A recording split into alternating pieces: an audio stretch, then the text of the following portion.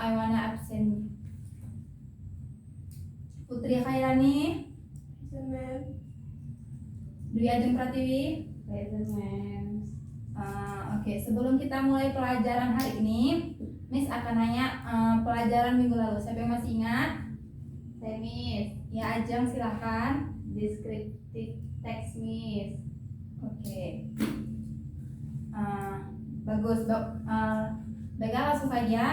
Hari ini kita akan belajar tentang prosedur teks. Miss akan berikan waktu sekitar kurang lebih 10 menit untuk memahami tentang prosedur teks.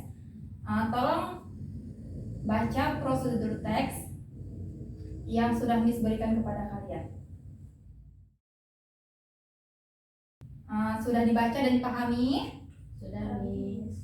Nah, baik, Miss akan menjelaskan sedikit tentang prosedur teks.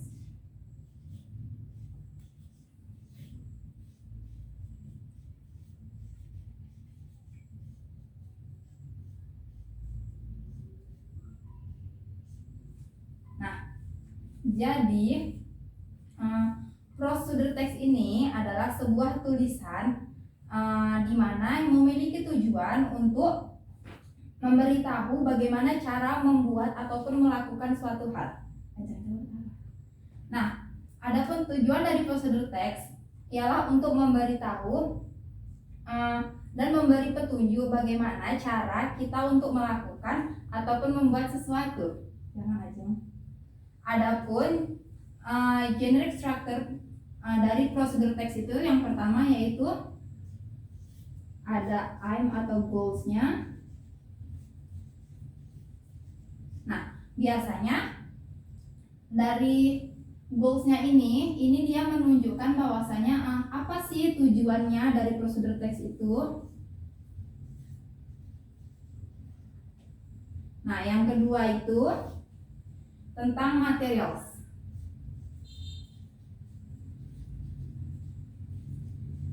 Nah, biasanya di dalam materials ini berisi alat dan bahan. Contohnya, jika ingin membuat sebuah jus, maka alatnya itu pastinya akan ada gelas, blender,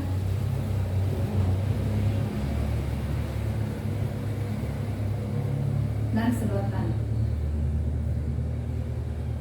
dan lain-lain. Nah, adapun bahan untuk membuat jus itu yang pertama, contohnya bahan-bahan untuk membuat jus itu yang pertama ada buahnya. Buah apa yang akan dibuat untuk membuat jus. Terus tuh pasti ada air, ada susu ataupun gula. Nah, untuk generic structure yang terakhir yaitu ada yang namanya steps. Nah, steps inilah yang berisi langkah-langkah ataupun serangkaian cara ataupun langkah-langkah bagaimana untuk membuat sesuatu ataupun biasanya dalam step ini langkah-langkahnya itu secara berurutan.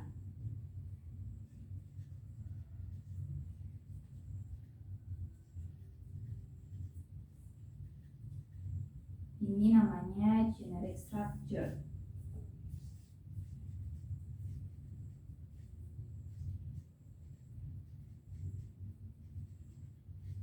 Nah, selanjutnya dalam prosedur teks ini dia memiliki unsur-unsur kebahasaan tersendiri. Yang pertama yaitu ada namanya temporal conjunction.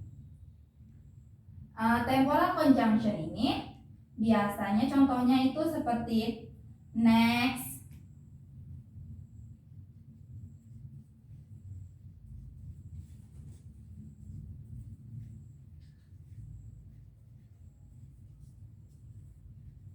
contohnya ini seperti next, until,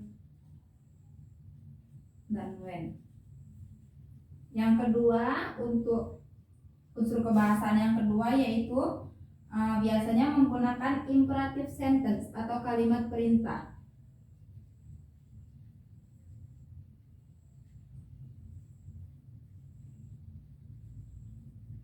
Contohnya dari imperative sentence ini seperti cut into pieces.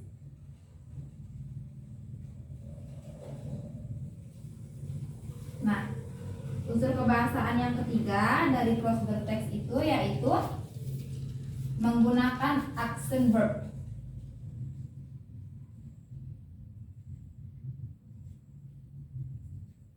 Action verb ini biasanya action verb dengan imperative sentence ini hampir sama, yaitu dianya biasanya menggunakan cut, memotong, mix, dan lain-lain. Nah, selanjutnya yaitu biasanya menggunakan sequence adverbs.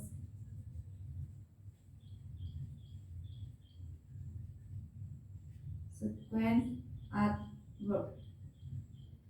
Nah, sequence adverb ini contohnya itu biasanya dia untuk menunjukkan langkah selanjutnya seperti first, next,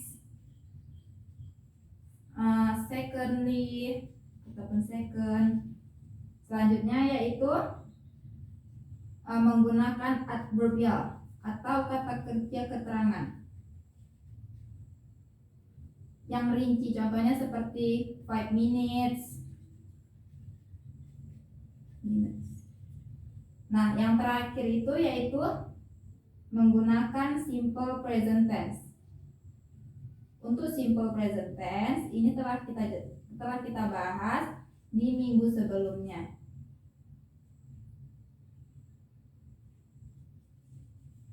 Nah, baiklah, sekarang coba lihat halaman selanjutnya yang tentang how to make fried rice. Nah, dalam how to make fried rice ini kita akan identifikasi tentang generic structure-nya. Nah, yang pertama itu goals-nya. Goals dari how to make fried rice ini yaitu goals-nya ini kan berarti tujuan. Apa sih tujuan dari teksnya ini? Berarti how to make fried rice ini adalah goals-nya. Selanjutnya tentang materials. Materials ini kan berisi tentang alat dan bahan.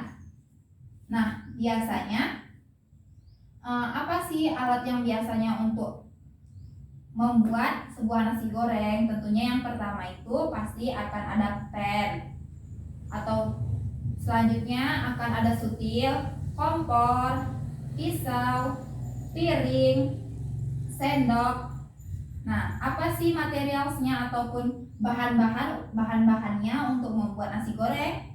Di situ dapat kita lihat adalah 2 cloves of garlic, 2 siung bawang putih, 2 onions, 2 bawang merah, and egg, sebutir telur, 1 tablespoon of vegetable oil, 1 sendok minyak goreng, a plate of rice, sepiring nasi, and salt atau yaitu garam.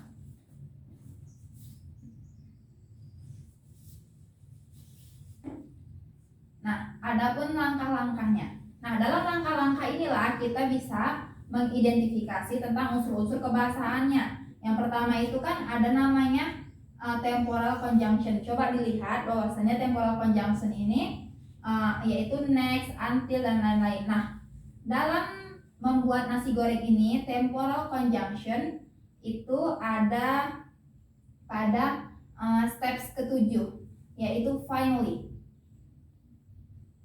Nah, untuk imperative sentence dan action verb ini kan hampir sama. Maka untuk ini dia ada di bagian yang pertama, yaitu tentang untuk imperative sentence ada chop garlic and onions into the small pieces. Terus tuh ada put the chopped garlic and onion into the hot vegetable oil. Nah, put ini dianya masuk ke dalam action verb. Lalu fry ini juga masuk dalam action verb. Lalu kita juga bisa lihat dalam steps yang kelima seperti fry and mix them around 3 minutes. Nah, untuk kalimat ini dia masuk dalam imperative sentence, tapi apabila cuma ada kata fry and mix, ini dia masuk ke dalam action verb. Nah, selanjutnya yaitu tentang sequence adverb. Dalam bagian steps ini, action verb itu dapat kita lihat seperti first, kata first, second, third, fourth, fifth, sixth, and finally.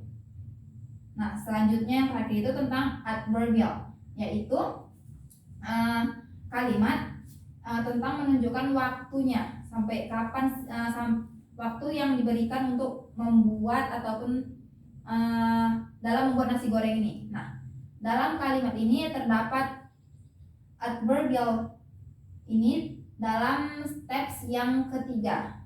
Bisa dilihat bahwasanya fry and mix them around 3 minutes. Kata 3 minutes ini masuk ke dalam adverbial verb. Saya rasa Miss rasa itu yang telah Miss jelaskan. Apa bisa dipahami? Paham, Miss. Nah, untuk tugas selanjutnya, coba buka halaman 57. Coba kerjakan gambar-gambar tersebut buat stepnya. Yang gambar yang pertama itu kan ada bagaimana cara membuat jus. Yang kedua, bagaimana cara membuat pancake, dan yang ketiga bagaimana cara membuat omelet. Silahkan pilih salah satu gambar tersebut lalu buat prosedur teks yang benar sesuai dengan generic structure-nya dan sesuai dengan unsur-unsur kebahasaannya. Bisa dipahami? Paham, Miss. Nah, baiklah, karena tugas sudah selesai, sudah dikumpulkan, Miss akan memberikan kesimpulan dari materi kita yang hari ini. Jadi, hari ini kan kita belajar tentang prosedur teks. Jadi, prosedur teks itu adalah sebuah teks di mana ini untuk menjelaskan suatu langkah untuk membuat ataupun melakukan sesuatu. Tetapi umumnya sih ini digunakan untuk membuat sesuatu. Nah, poin yang kedua itu bahwasanya generic structure dari prosedur teks itu ada 3. Yang pertama yaitu goals ataupun tujuan. Yang kedua yaitu ada materials. Biasanya dalam materials ini ada namanya alat dan bahan. Yang ketiga yaitu ada namanya steps ataupun langkah-langkahnya. Nah, untuk kesimpulan poin ketiga yaitu tentang unsur-unsur kebahasaan dari prosedur teks. Unsur-unsur kebahasaan yang pertama yaitu bahwasanya prosedur teks itu harus ada temporal conjunction, yaitu seperti next, until, when. Lalu ada imperative sentence seperti cut. Lalu selanjutnya ada action verb, sequence adverb, adverbial, and simple present tense. Apa bisa dipahami? Paham, Miss. Baiklah, karena waktunya sudah hampir habis. Terima kasih karena telah hadir pada pertemuan hari ini. Thank you so much, and wassalamualaikum warahmatullahi wabarakatuh.